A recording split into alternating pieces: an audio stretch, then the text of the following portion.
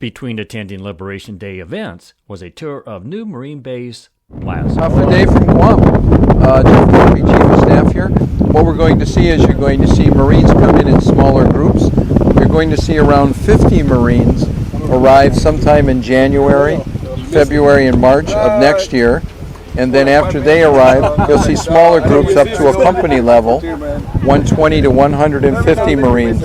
Then once those Marines arrive, you'll see larger groups arriving sometime into 25 and 26, where we get with more battalions. The camp itself cost $8.2 billion. That's with a big B.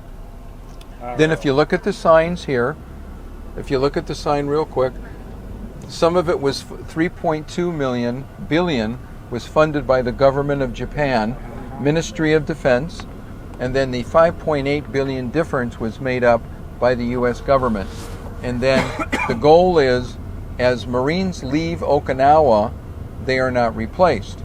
And then the Marines, instead of going to Okinawa, come here. Also too force-driven, so to speak, you know, in terms of where we're at with the world political scene. So it's more gradual. Then this, your Marine Corps obstacle course, and then an open field there in an area for hand-to-hand combat.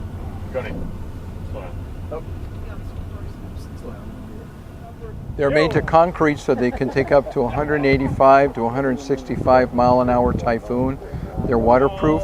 We also have specific generators for each building, and then the generators for each building will provide electricity and water endemic to the site so that they will always have electricity and water. We have our own federal fire department, and then there's federal support with the Guam PD and Guam Fire Department and the governor's staff.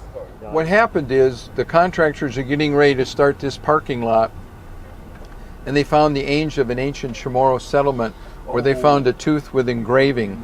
And what happened is it wasn't believed that the Chamorros, the native or ancient Guamanians, ever lived in this area because they were too far from the ocean. So if you look over here, there's this tree and this set of bushes over here. There's other ancient human remains there. So what happened is the Marine Corps donated $2.53 million to the University of Guam to create a curator in a curator organization. So what you see is a crypt, and within that concrete structure, the plaque can come off, and there's a sarcophagus, a coffin, and all the remains are placed in there. Wow. And then what we do is we work with JRM, and we open the base periodically throughout the year to the local native groups, the Chamorro ancestry groups in the University of Guam. And then the money went to create this, and it's in the shape of the symbol affinity. And then the WWII, the local plants are medicinal plants, and that was done with the local groups to create that.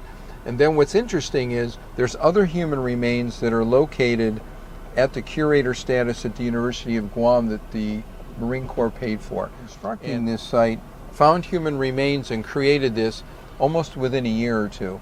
And there's other remains that are still waiting to be interned. And he said if it wasn't for the Marines and the Navy being here, they would never know of this. So that was really good. And it goes to show that the Marines are good neighbors. Besides being good warriors, we're good neighbors with our people.